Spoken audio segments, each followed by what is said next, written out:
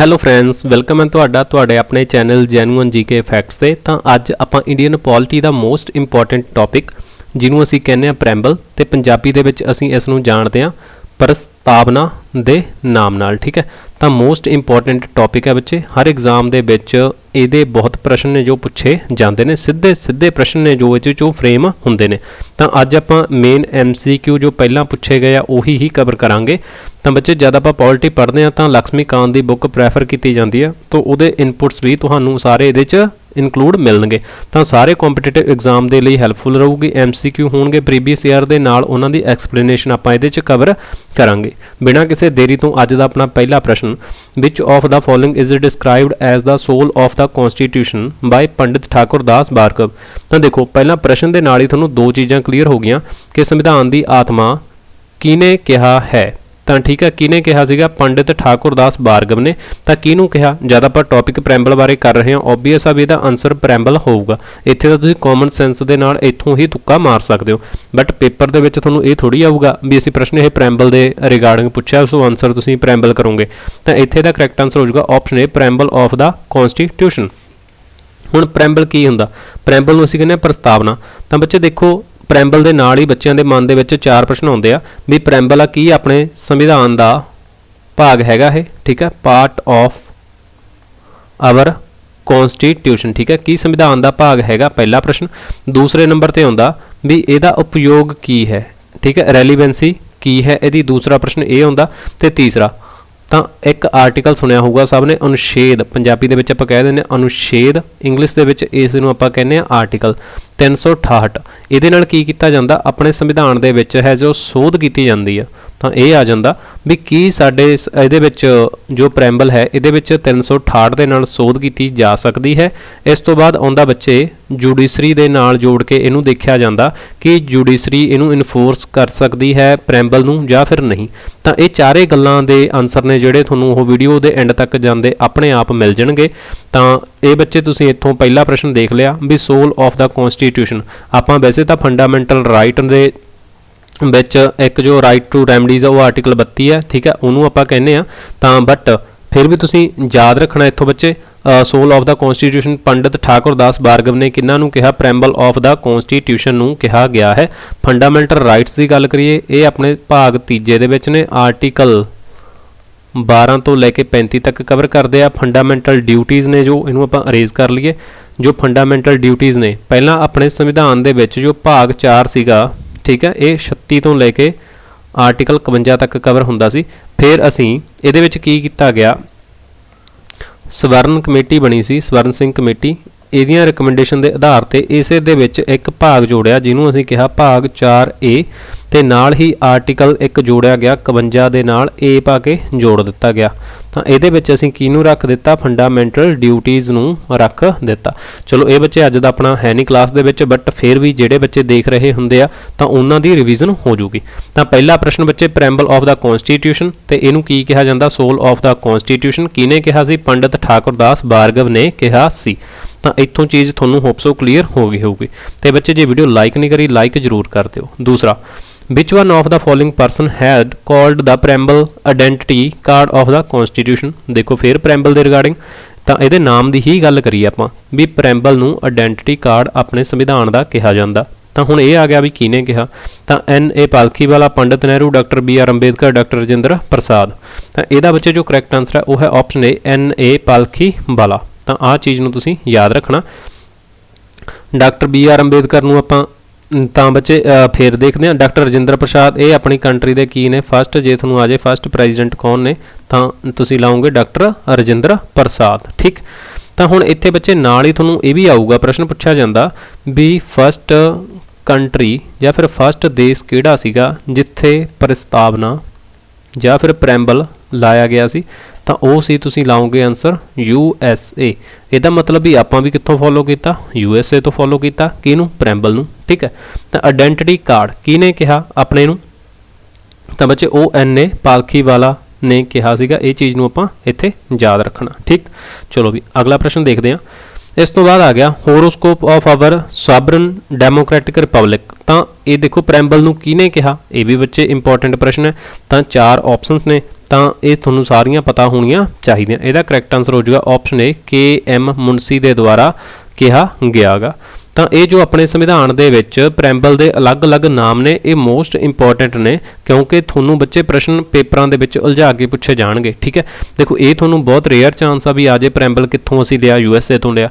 ਤਾਂ ਜਿਹੜੇ ਇਹਦੇ ਨੇਮ ਨੇ ਇਹ ਬੱਚੇ ਬਹੁਤ ਕਨਫਿਊਜ਼ਨ ਪੈਦਾ ਕਰਦੇ ਨੇ, ਸੋ ਇਹ ਇੰਪੋਰਟੈਂਟ ਹੈ, ਇਹਨਾਂ ਨੂੰ ਤੁਸੀਂ ਯਾਦ ਰੱਖਣਾ। ਠੀਕ ਹੈ, ਤਾਂ ਇਹਦੇ 'ਚ ਪਹਿਲਾਂ ਆਪਾਂ ਦੇਖਿਆ ਵੀ ਆਇਡੈਂਟੀਟੀ ਕਾਰਡ। ਆਇਡੈਂਟੀਟੀ ਕਾਰਡ ਕਿਹਨੇ ਕਿਹਾ ਸੀ, ਉਹ ਬੱਚੇ ਆਪਾਂ ਆਨਸਰ ਪਹਿਲਾਂ ਵਾਲੇ ਪ੍ਰਸ਼ਨ ਦੇ ਵਿੱਚ ਦੇਖ ਕੇ ਹਟਿਆ। NA ਆਪਾਂ ਦੇਖਿਆ ਸੀ ਵੀ NA ਪਾਲਖੀ ਵਾਲਾ, ਇਹਨਾਂ ਨੇ ਕੀ ਕਿਹਾ ਸੀ ਪ੍ਰੈਂਬਲ ਨੂੰ, ਆਇਡੈਂਟੀਟੀ। ਠੀਕ ਹੈ, ਆਇਡੈਂਟੀਟੀ ਕਾਰਡ ਮੀਨਸ ਕਿ ਕਿਹਾ ਸੀ ਇੱਥੇ। ਇਸ ਤੋਂ ਬਾਅਦ political horoscope of Indian constitution, ਇਹ ਕਿਹਨੇ ਕਿਹਾ ਸੀ, KM ਮੁਨਸੀ ਨੇ ਕਿਹਾ ਸੀ। ਜੇ ਤੁਹਾਨੂੰ KM ਮੁਨਸੀ ਦਾ ਫੁੱਲ ਨਾਮ ਵੀ ਆ ਜਾਂਦਾ, ਠੀਕ ਹੈ, ਤਾਂ ਕਈ ਵਾਰ ਤੁਹਾਨੂੰ ਆ ਵੀ ਸਕਦਾ, ਤਾਂ ਕਨਈਆ ਲਾਲ ਮਾਨਿਕ ਲਾਲ ਮੁਨਸੀ, KM ਮੁਨਸੀ ਨੂੰ ਅਸੀਂ ਕਹਿੰਦੇ ਆ। ਉਸ ਤੋਂ ਬਾਅਦ ਬੱਚੇ ਇੱਕ ਪ੍ਰਸ਼ਨ ਇਹਦੇ ਰਿਗਾਰਡਿੰਗ ਹੋਰ ਵੀ ਪੁੱਛਿਆ ਜਾਂਦਾ, keynote of constitution.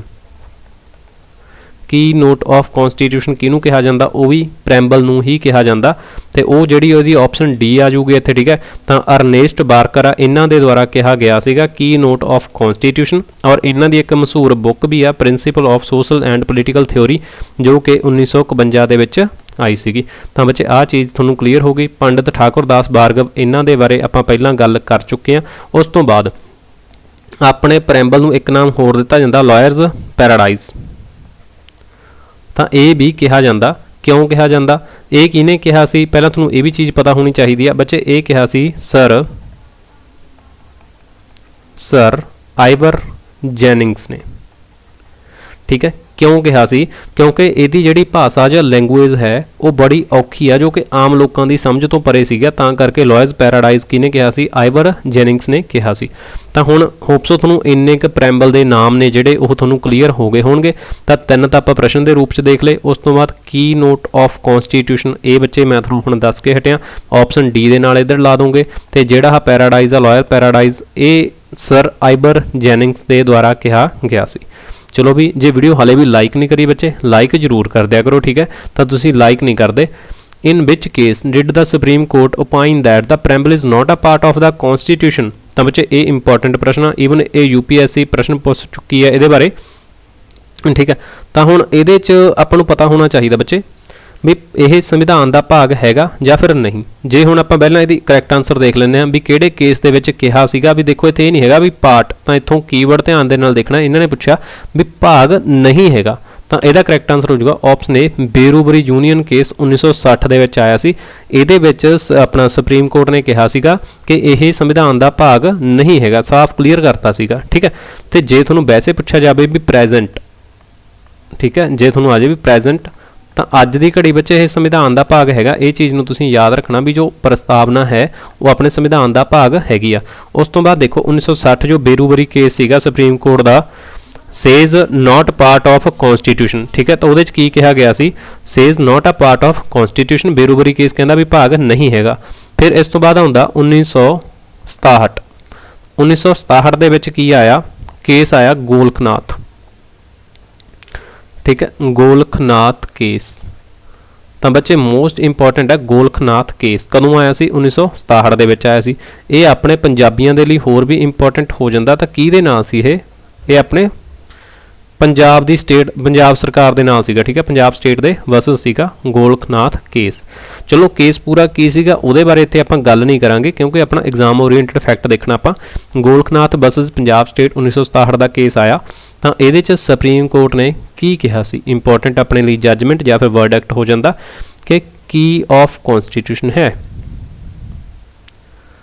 Ki of constitution ਹੈ, ਬਟ ਨਾਟ ਸੈਡ। ਇੱਥੇ ਨਹੀਂ ਕਿਹਾ ਨਹੀਂ ਇਹਨਾਂ ਨੇ ਵੀ ਪਾਰਟ ਔਰ ਨਾਟ। ਜੇ ਤੁਹਾਨੂੰ ਆ ਜਾਏ ਵੀ 1967 ਦੇ ਵਿੱਚ ਫਿਰ ਆਇਆ ਗੋਲਖਨਾਥ ਕੇਸ, ਤੇ ਕਿਹਦੇ ਨਾਲ ਸੀ ਇਹ, ਪੰਜਾਬ ਸਟੇਟ ਦੇ ਨਾਲ ਸੀਗਾ, state of Punjab. Supreme court ਨੇ ਕਿਹਾ ਵੀ ਕੀ ਆਫ ਕਨਸਟੀਟਿਊਸ਼ਨ, ਸੰਵਿਧਾਨ ਦੀ ਚਾਬੀ ਤਾਂ ਹੈ, ਪਰ ਇਹ ਨਹੀਂ ਕਿਹਾ ਵੀ ਭਾਗ ਹੈਗਾ ਜਾਂ ਫਿਰ ਨਹੀਂ। ਫਿਰ 1967 ਤੋਂ ਬਾਅਦ ਬੱਚੇ 1973 ਦੇ ਵਿੱਚ ਕੇਸਵਾਨੰਦ ਭਾਰਤੀ ਕੇਸ ਆਉਂਦਾ। ਇਹ ਵੀ ਬੜਾ ਇੰਪੋਰਟੈਂਟ ਕੇਸ ਹੈ, ਹੁਣ ਇਹਨੂੰ ਆਪਾਂ ਅਰੇਜ਼ ਕਰ ਦਿੰਦੇ ਹਾਂ। ਫਿਰ 1973 ਦੇ ਵਿੱਚ ਆਇਆ ਕੇਸਵਾਨੰਦ ਭਾਰਤੀ ਕੇਸ, ਬੜਾ ਹੀ ਹਿਸਟੋਰਿਕ केस है, मतलब इंपॉर्टेंट है। तो यह किहदे वर्सिस होया सी, ये सीगा केरला स्टेट का। किहड़ी साइड का सी, केरला स्टेट का सीगा। तो ये सुप्रीम कोर्ट का वर्डिक्ट जो आया वो अपने लिए इंपॉर्टेंट है। तो इत्थे संविधान इन्हें अपने कहता सी पार्ट ऑफ कॉन्स्टिट्यूशन। देखो बच्चे हुण इंपॉर्टेंट की आ, तुहानूं एक पुछया जाऊगा भी प्रैम्बल संविधान का भाग नहीं है, वो कदे चलाओगे, बेरूबरी केस। तो ये चीज़ याद रखनी, 1960 के विच उन्होंने निबेड़ती गल भी भाग है नहीं। तो इदों बाद फिर आउंदा 1967 का गोलखनाथ केस, तुहानूं कन्फ्यूजन की जा सकती है उत्थे। तो स्टेट ऑफ पंजाब के नाल सीगा, उहदे च ये कहा सी भी की ऑफ कॉन्स्टिट्यूशन है, बट ये नहीं कहा भी भाग हैगा जां फिर नहीं हैगा। तो जिहड़ा केसवानंद भारती केस 1973 के विच आया, तो वो केरला का सीगा। सुप्रीम कोर्ट ने कहा भी भाग कॉन्स्टिट्यूशन का ये हैगा गा। तो एक बच्चे इंपॉर्टेंट इत्थे ये गल तो हो जाता, जिहड़ी इत्थे जजिस की बेंच बनी सी ना, वो किन्ने जज्जां की बनी सी, 13 जज्जां की बेंच जिहड़ी वो बनी सी, जो कि अज तक हले तक इतिहास की सब तो वड्डी बेंच बनी आ। ते फैसला 7-6 की रेशो के नाल ये बेंच दे विच आया सीगा। ਤਾਂ ਕਰਕੇ ਇਹ बहुत ही इंपॉर्टेंट हो जाता। केसवानंद भारती केस 1973 का, यह भी थोड़ा पूछा जा सकता भी कदों का केस है, या फिर तुहानूं चारों पंजों केस दे के सीरीज़ बाई लाउन नूं आ सकते हैं, किहड़ा पहला सी किहड़ा बाद दे विच सी, या फिर आ सकता भी किहड़े दे विच कहा गया सी सुप्रीम कोर्ट के द्वारा कि अपनी जो भाग है प्रैम्बल वो हैगा। सुप्रीम कोर्ट अपने आर्टिकल 124 दे विच है, ये चीज़ नूं तुसीं याद रखना, ठीक है। उदों बाद बच्चे आप एक केस आया सीगा 1993 दे विच SR बॉम्बे केस, ठीक है, जिहड़ा कि उन्हें 1973 वाले फैसले नूं अगे जाके सपोर्ट करता सी। उन्हें कहता सी भी do any changes in any part of constitution, कि संविधान के किसी भी भाग दे विच तुसीं चेंजिस करो, पर जो इहदा मेन स्ट्रक्चर है उहदे विच तुसीं इत्थों तब्दीली है जो वो नहीं कर सकते, ठीक है।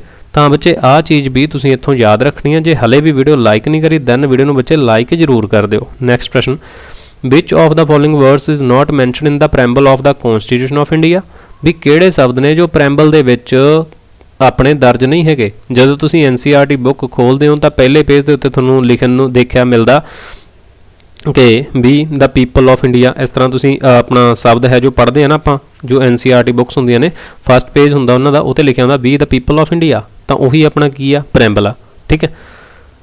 चलो तो ये अपना आउंदा भी किहड़े शब्द ने जिहड़े इहदे शामिल नहीं है, तो ये करैक्ट आंसर हो जाएगा ऑप्शन डी, फैडरल वर्ड है जो वो नहीं यूज़ हैगा। तो सॉवरन भी है, डेमोक्रैटिक भी है, सैकुलर वर्ड भी अपने संविधान दे विच यूज़ किया होया। तो नाल ही अपने इहदे प्रैम्बल की गल करिए, सोर्स की है USA, ठीक है। फिर आऊगा भी बेस की आ, तो आप कहांगे ऑब्जैक्टिव रेजोल्यूशन। तो यह किने रखिया सीगा, ठीक है, तो यह रखा गया सी पंडित JL नेहरू द्वारा। किने रखिया सीगा ऑब्जैक्टिव रेजोल्यूशन, पंडित जवाहर लाल नेहरू ने। तो दो डेटा इत्थे बच्चे इंपॉर्टेंट होर ने इहदे रिगार्डिंग, एक तो पूछा जाता भी चलो रखिया आप देख लिया भी पंडित जवाहर लाल नेहरू ने आ, तो एक तो रखिया कदों सीगा, ठीक है। तो फिर इस बाद हुंदा भी अडॉप्ट कदों होया, चलो, तो एक हुंदा पास कदों होया, ठीक है। पहला रखणगे फिर पास होऊगा फिर वो अडॉप्ट होऊगा। तो जिहड़ा तां इह रखिया गया सी बच्चे वो चीज़ नूं याद रखना, 13 दिसंबर 1946 नूं रखिया गया सी। तो यह पास कदों होया सी, 22 जनवरी 1947 नूं हो गया सी। अडॉप्ट जदों संविधान अपना अडॉप्ट किया गया 26 नवंबर ते 1949 नूं। ते जे अजे भी लागू कदों होया सी, तां लागू 26 जनवरी ते 1950 होया सी। इसदा स्क्रीनशॉट कर लियो बच्चे। सोर्स USA या फस्ट कंट्री है जिथे प्रैम्बल दिता गया सीगा, ठीक है। तो preamble is a soul heart of Indian constitution, but according to doctor BR Ambedkar soul and heart right to constitution remedies. तो अपने संविधान का जो आर्टिकल 32 है जिहदे नाल असीं फंडामेंटल राइट के लिए अपने सुप्रीम कोर्ट का बूहा खड़का सकते हैं, तो उन्होंने कहा गया soul and heart doctor BR Ambedkar ने भाग तीजे दे विच है जो। तो बट प्रैम्बल नूं कहा गया soul heart of Indian constitution. ये आप पहले प्रश्न दे विच देख के हटे हैं पंडित भार्गव द्वारा, ठीक है। चलो भी नैक्सट प्रश्न, how many types of justice are mentioned in the preamble. तो बच्चे जस्टिस ने जिहड़े, ठीक है, तो जस्टिस अपने संविधान दे विच सॉरी अपने प्रैम्बल दे विच किन्ने तरह के जस्टिस की गल की हुई है। तो इसका जो करैक्ट आंसर हो जाएगा ऑप्शन बी, करैक्ट आंसर हो जाएगा 3। तो हुण 3 किहड़े ने, तो एक हैगा बच्चे social justice, economic justice and political justice. ਤਾਂ ਹੁਣ ਜਿਹੜਾ ਇਹ ਯਾਦ ਰੱਖਣਾ, ਜਦੋਂ ਤੱਕ ਗੱਲ ਆਉਂਦੀ ਹੈ ਸਾਡੇ ਸੋਸ਼ਲ ਜਸਟਿਸ ਦੀ, ਸੋਸ਼ਲ ਜਸਟਿਸ ਦੇ ਵਿੱਚ ਕੀ ਆ ਵੀ ਇੱਥੇ ਜੋ ਆਲ ਕਾਸਟ ਨੇ ਮਤਲਬ ਕਿ ਉਹਨਾਂ ਨੂੰ ਸੇਮ ਹੀ ਰੱਖਿਆ ਜਾਊਗਾ, ਠੀਕ ਹੈ, ਵਿਤਕਰਾ ਨਹੀਂ ਕਰਨਾ। ਤੇ ਜਿਹੜਾ ਇਕਨੋਮਿਕ ਜਸਟਿਸ ਹੈ ਤਾਂ ਇਹ ਬੱਚੇ ਆਪਣਾ ਇਹ ਆ ਵੀ ਡਿਸਟ੍ਰੀਬਿਊਸ਼ਨ ਹੈ ਜੋ ਇਕੁਅਲ ਤਰੀਕੇ ਦੇ ਨਾਲ ਕੀਤਾ ਜਾਊਗਾ, ਠੀਕ ਹੈ, ਜੋ ਰਿਸੋਰਸਿਸ ਵਗੈਰਾ ਨੇ। ਬਾਕੀ ਜੇ ਤੁਹਾਨੂੰ ਆ ਜਾਏ ਇਕਨੋਮਿਕ ਫਰੀडम ਦੀ ਗੱਲ ਆ ਜਾਏ, ਇਹ ਇਹਦੇ 'ਚ ਯੂਜ਼ ਨਹੀਂ ਹੈਗਾ। ਇੱਥੇ ਤੁਹਾਨੂੰ ਕਨਫਿਊਜ਼ ਕੀਤਾ ਜਾ ਸਕਦਾ ਜਦੋਂ ਵੀ ਸਟੇਟਮੈਂਟ ਬਣੇਗੀ। ਇਕਨੋਮਿਕ ਫਰੀडम ਨਹੀਂ ਸਾਡੇ ਯੂਜ਼ ਕੀਤਾ ਗਿਆ, ਇਕਨੋਮਿਕ ਜਸਟਿਸ ਦੀ ਗੱਲ ਜ਼ਰੂਰ ਕੀਤੀ ਹੋਈ ਆ, ਇਹ ਵੀ ਤੁਸੀਂ ਯਾਦ ਰੱਖਣਾ ਹੈ, ਠੀਕ ਹੈ। ਬਾਕੀ ਜੋ ਇਹ ਜਸਟਿਸ ਵਾਲੇ ਵਰਡ ਨੇ ਬੱਚੇ, ਇਹ ਨਾਲ ਆਪਣੇ ਪ੍ਰੈਂਬਲ ਤੇ ਨਾਲ ਤੁਹਾਨੂੰ ਆ ਸਕਦਾ ਵੀ ਹੋਰ ਕਿਹੜੇ ਭਾਗ ਦੇ ਵਿੱਚ ਯੂਜ਼ ਕੀਤੇ ਗਏ ਨੇ। DPSP ਜੋ ਕਿ ਆਪਣੇ ਸੰਵਿਧਾਨ ਦਾ ਭਾਗ 4 ਹੈ, ਆਰਟੀਕਲ 36 ਤੋਂ ਲੈ ਕੇ 51 ਤੱਕ ਕਵਰ ਕਰਦਾ ਹੈ, ਤਾਂ ਇਹਨਾਂ ਦੇ ਵਿੱਚ ਵੀ ਯੂਜ਼ ਕੀਤੇ ਗਏ ਨੇ। ਠੀਕ ਹੋ ਗਿਆ। ਚਲੋ ਵੀ ਹੁਣ ਇਕਨੋਮਿਕ ਫਰੀडम ਆਪਣੇ ਸੰਵਿਧਾਨ ਦੇ ਵਿੱਚ ਜਾਂ ਪ੍ਰੈਂਬਲ ਦੇ ਵਿੱਚ ਨਹੀਂ ਹੈਗਾ। ਇਹ UPSC 2016 ਦੇ ਵਿੱਚ ਪ੍ਰਸ਼ਨ ਪੁੱਛਿਆ ਜਾ ਚੁੱਕਿਆ, ਸੋ ਤਾਂ ਕਰਕੇ ਤੁਹਾਨੂੰ ਮੈਂ ਇਹ ਚੀਜ਼ ਦੱਸੀ ਆ ਵੀ ਕਈ ਬੱਚੇ ਹੁੰਦੇ ਆ ਨਾ, ਜਸਟਿਸ ਤੁਹਾਨੂੰ ਦੇਤਾ, ਸੋਸ਼ਲ ਦੇਤਾ, ਮਤਲਬ ਕਿ ਇਕਨੋਮਿਕ ਆ ਗਿਆ, ਪੋਲੀਟੀਕਲ ਆ ਗਿਆ, ਤਾਂ ਨਾਲ ਤੁਹਾਨੂੰ ਇਕਨੋਮਿਕ ਦੇ ਇੱਥੇ ਕਈ ਵਾਰ ਫਰੀडम ਪਾ ਦੇਣ, ਤੁਸੀਂ ਤਾਂ ਉਹੀ ਟਿਕ ਲਾ ਦੋਗੇ ਵੀ ਹਾਂ ਅਸੀਂ ਪੜ੍ਹਿਆ ਹੋਇਆ ਵੀ 3 ਤਰ੍ਹਾਂ ਦਾ ਜਸਟਿਸ ਹੈ, ਸੋਸ਼ਲ ਵੀ ਹੈ, ਇਕਨੋਮਿਕ ਵੀ ਹੈ ਐਂਡ ਪੋਲੀਟੀਕਲ ਵੀ ਆ। ਬਟ UPSC ਦੇ ਵਿੱਚ ਪ੍ਰਸ਼ਨ ਆਲਰੇਡੀ ਪੁੱਛਿਆ ਜਾ ਚੁੱਕਿਆ, ਇਕਨੋਮਿਕ ਫਰੀडम ਸਾਡੇ ਨਹੀਂ ਯੂਜ਼ ਹੈਗਾ, ਇਕਨੋਮਿਕ ਜਸਟਿਸ ਦੀ ਗੱਲ ਜ਼ਰੂਰ ਕੀਤੀ ਗਈ ਆ। ਕਲੀਅਰ ਹੋ ਗਿਆ ਬੱਚੇ? ਹਾਂ ਵੀ ਇਹ ਚੀਜ਼ ਕਲੀਅਰ ਹੈ। ਚਲੋ ਵੀ ਹੁਣ ਨੈਕਸਟ ਪ੍ਰਸ਼ਨ ਆਪਾਂ ਦੇਖਦੇ ਹਾਂ। What is the legal nature of the preamble of the constitution. ਜੇ ਅਸੀਂ ਗੱਲ ਕਰੀਏ ਆਪਣੇ ਪ੍ਰੈਂਬਲ ਪ੍ਰਸਤਾਵਨਾ ਦੇ ਨੇਚਰ ਦੀ, ਤਾਂ ਉਹ ਕਿਸ ਤਰ੍ਹਾਂ ਦਾ ਨੇਚਰ ਆ? Correct answer option B, it is the not enforceable. ਜਿਸ ਤਰ੍ਹਾਂ ਫੰਡਾਮੈਂਟਲ ਰਾਈਟਸ ਦੇ ਅਕੋਰਡਿੰਗ ਸੁਪਰੀਮ ਕੋਰਟ ਕਰਦੀ ਆ, ਇਸ ਦੇ ਅਕੋਰਡਿੰਗ ਇਹ ਚੀਜ਼ ਨੂੰ ਨਹੀਂ ਕੀਤਾ ਜਾ ਸਕਦਾ। ਇੱਥੇ ਬੱਚੇ ਕੋਈ ਸਮਝਣ ਵਾਲੀ ਏਡੀ ਕੋਈ ਖਾਸ ਗੱਲ ਨਹੀਂ। ਸੋ ਆਪਾਂ ਅਗਲੇ ਪ੍ਰਸ਼ਨ ਤੇ ਚੱਲਦੇ ਹਾਂ। The ideal of liberty, equality and fraternity in our preamble have been taken from. ਦੇਖੋ ਇਹ ਚੀਜ਼ ਸਾਨੂੰ ਇੱਥੇ ਕਲੀਅਰ ਹੋ ਗਈ ਵੀ ਸਾਡੇ ਸੰਵਿਧਾਨ ਇਹਦੇ ਆਪਣਾ ਪ੍ਰੈਂਬਲ ਦੇ ਵਿੱਚ ਲਿਬਰਟੀ, ਇਕੁਅਲਿਟੀ ਵਗੈਰਾ ਜਿਹੜੇ ਸ਼ਬਦ ਨੇ ਉਹ ਯੂਜ਼ ਕੀਤੇ ਗਏ ਨੇ, ਠੀਕ ਹੈ। ਤਾਂ ਹੁਣ ਇਹ ਹੁੰਦਾ ਵੀ ਇਹ ਅਸੀਂ ਯੂਜ਼ ਕੀਤੇ ਨੇ, ਵੀ ਅਸੀਂ ਕਾਹਦੇ ਵਿੱਚ ਯੂਜ਼ ਕੀਤੇ ਹੋਏ ਆ ਜਾਂ ਕਿੱਥੋਂ ਲਏ ਨੇ। ਤਾਂ ਕਰੈਕਟ ਆਂਸਰ ਹੋ ਜਾਊਗਾ ਆਪਸ਼ਨ ਏ, ਫ੍ਰੈਂਚ ਰੈਵੋਲੂਸ਼ਨ ਤੋਂ ਅਸੀਂ ਇਹ ਵਾਲੇ ਸ਼ਬਦ ਨੇ ਜੋ ਉਹ ਯੂਜ਼ ਕੀਤੇ ਹੋਏ ਨੇ। ਤਾਂ ਹੁਣ ਬੱਚੇ ਦੇਖੋ ਜੋ ਲਿਬਰਟੀ ਹੈ ਇਹਦੇ ਬਾਰੇ ਵੀ ਤੁਹਾਨੂੰ ਪਤਾ ਹੋਣਾ ਚਾਹੀਦਾ। ਸਾਨੂੰ ਲਿਬਰਟੀ ਹੈ ਕਾਹਦੀ ਮਿਲੀ ਹੋਈ ਆ, ਇਹ ਵੀ ਤੁਹਾਨੂੰ ਪਤਾ ਹੋਣਾ ਚਾਹੀਦਾ, ਠੀਕ ਹੈ। ਤਾਂ ਲਿਬਰਟੀ ਸਾਨੂੰ ਕਾਹਦੀ ਆ? ਥਾਟ ਦੀ ਆ, ਐਕਸਪ੍ਰੈਸ਼ਨ ਦੀ ਆ, ਬਲੀਫ ਦੀ ਆ, ਫੇਥ ਦੀ ਆ ਤੇ ਵਰਸ਼ਿਪ ਦੀ ਆ, ਠੀਕ। ਆ ਚੀਜ਼ ਹੋ ਗਈ। ਉਸ ਤੋਂ ਬਾਅਦ ਗੱਲ ਆ ਗਈ ਇਕੁਅਲਿਟੀ ਦੀ। ਇਕੁਅਲਿਟੀ ਕੀ ਆ? ਇਕੁਅਲਿਟੀ ਦੀ ਗੱਲ ਕਰੀਏ, ਇਕੁਅਲਿਟੀ ਹੈਗੀ ਆ ਸਮਾਨਤਾ ਦੀ, ਠੀਕ ਹੈ। ਤਾਂ ਇਕੁਅਲਿਟੀ ਦੇ ਵਿੱਚ ਕੀ ਆ? ਇੱਕ ਤਾਂ ਹੈਗੀ ਆ ਸਟੇਟਸ ਇਕੁਅਲਿਟੀ, ਦੂਸਰੀ ਹੈਗੀ ਅਪਰਚੂਨਿਟੀ ਮੀਨਸ ਕਿ ਮੌਕਿਆਂ ਦੀ ਇਕੁਅਲਿਟੀ। ਤਾਂ ਇਕੁਅਲਿਟੀ ਬੀ ਹੋ ਗਿਆ ਆਪਣਾ। ਲਿਬਰਟੀ ਕਾਹਦੀ ਮੈਂ ਸਾਨੂੰ ਥਾਟ ਦੀ ਆ, ਐਕਸਪ੍ਰੈਸ਼ਨ ਦੀ ਆ, ਬਲੀਫ ਦੀ ਆ, ਫੇਥ ਦੀ ਆ, ਵਰਸ਼ਿਪ ਦੀ ਆ। ਤੇ ਜੇ ਆਪਾਂ ਗੱਲ ਕਰੀਏ ਫਰੈਟਰਨਿਟੀ ਦੀ, ਤਾਂ ਇਹਦੇ 'ਚ ਸਾਨੂੰ ਕੀ ਆ? Dignity of individual, unity and integrity, ਠੀਕ ਹੈ। ਹਾਊ ਬਾਅਦ ਦੇ ਵਿੱਚ ਆਪਾਂ ਦੇਖਾਂਗੇ ਵੀ ਅਮੈਂਡਮੈਂਟ ਦੇ ਨਾਲ ਕਿਹੜੇ ਵਰਡ ਨੇ ਜੋ ਇਹਦੇ 'ਚ ਯੂਜ਼ ਕੀਤੇ ਗਏ ਨੇ ਜਾਂ ਐਡ ਕੀਤੇ ਗਏ ਨੇ। ਬਟ ਇੱਥੇ ਪ੍ਰਸ਼ਨ ਦੇ ਨਾਲ ਲਿਬਰਟੀ, ਇਕੁਅਲਿਟੀ, ਫਰੈਟਰਨਿਟੀ ਕਿੱਥੋਂ ਅਸੀਂ ਟੇਕਨ ਕਰੇ ਨੇ, ਕਿੱਥੋਂ ਲਏ ਨੇ? ਫ੍ਰੈਂਚ ਰੈਵੋਲੂਸ਼ਨ ਤੋਂ, ਠੀਕ। ਦ preamble of the ਕੌਂਸਟੀਟਿਊਸ਼ਨ was ਪ੍ਰਪੇਅਰਡ bye, ਤਾਂ ਕਿਸ ਦੇ ਦੁਆਰਾ ਪ੍ਰਪੇਅਰ ਕੀਤਾ ਗਿਆ? ਮੈਂ ਤੁਹਾਨੂੰ ਪਹਿਲਾਂ ਦੱਸ ਕੇ ਹਟਿਆ ਵੀ ਰੈਜ਼ੋਲੂਸ਼ਨ ਕਿਹਨੇ ਰੱਖਿਆ ਸੀ, ਤਾਂ ਬੱਚੇ ਪਤਾ ਹੀ ਹੋਣਾ ਚਾਹੀਦਾ ਹੁਣ ਤਾਂ ਤੁਹਾਨੂੰ। Correct answer option C, Jawahar Lal Nehru.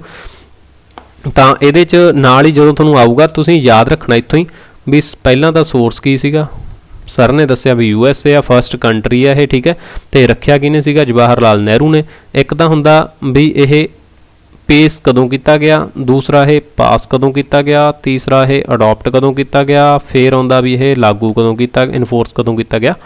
ਤਾਂ ਰੱਖਿਆ ਗਿਆ ਸੀ ਬੱਚੇ ਇਹ 13 ਦਸੰਬਰ 1946 ਨੂੰ। ਫਿਰ ਪਾਸ ਕਦੋਂ ਕੀਤਾ ਗਿਆ? ਇਹ 22 ਜਨਵਰੀ 1947 ਨੂੰ। ਅਡਾਪਟ ਕਦੋਂ ਕੀਤਾ ਗਿਆ? 26 ਨਵੰਬਰ 1949 ਨੂੰ।